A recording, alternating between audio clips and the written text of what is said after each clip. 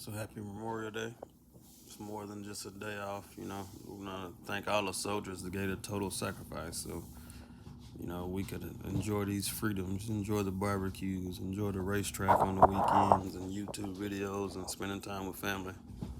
Because there's a lot of families that's missing their loved ones. So thank you for fighting for our freedom.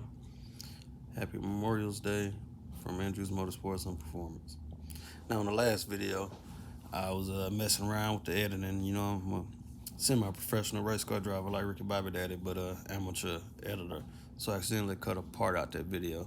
And this video is to just put that whole part in there without the cutout section.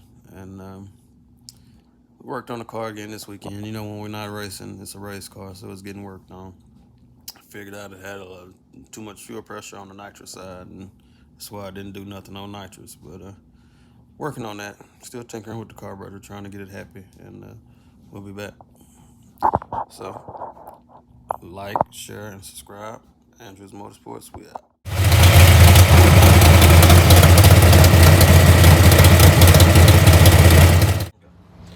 So this is how I go through a pass on the Vega. It's not a pro mod, like a bracket car, index car. It does the same thing. It's within a tenth, week in and week out. So, first thing first, I'm pulling on the track. I got my daddy, crew chief daddy on the left side. He tells me to pull in the water. For some reason, I always go in the water in first gear. So we get in the water, goose it one time, spin the tires over in the water, click it up, high gear. Green button is the line lock. I'm on the green button, pump up the brake, hold the brake. You can actually let it go once you push this button, but I always hold it and just get in the gas. Stand in the gas. It's burning out. When crew chief daddy says let it go, I come off the brake, let go of the button, and I spin out of it. Sometimes the car is right, sometimes it's left. Spin out of it, and then sometimes if it keeps spinning, I have to pat the gas and it'll and then once it gives me that it's ready. And at that point, you know, get a little closer to the tree, make sure it's back in first, pull it back, do the burnout in second gear, high gear, come back to first, get it in the beams, you know, turn on top light, on the brake, shallow on the bottom light, grab it again, make sure it's in first, hold the trans brake. This is the trans brake. Back on the line lock, make sure it don't roll out the beams, get on the trans brake, stand in the gas as hard as I can stand in the gas, let the brake go. Light comes down.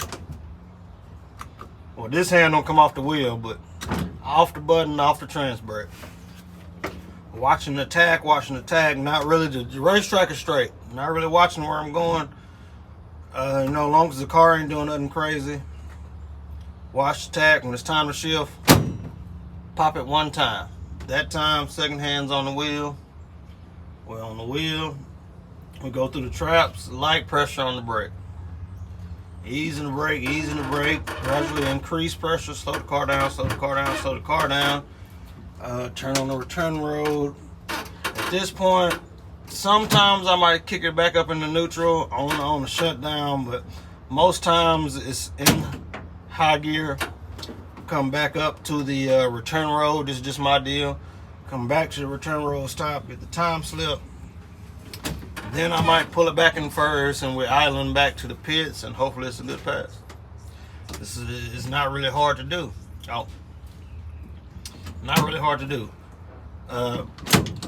What I forgot to tell y'all is the startup process is, you know, hit the power, hit the fuel pump, do the burnout and all that. Water pump, fan. You know, by the time once I pull back up to the trailer, then I'm leaving water pump, fan off, turning off fuel pump, turning off power, water pump, fan running for about 10 minutes. I never made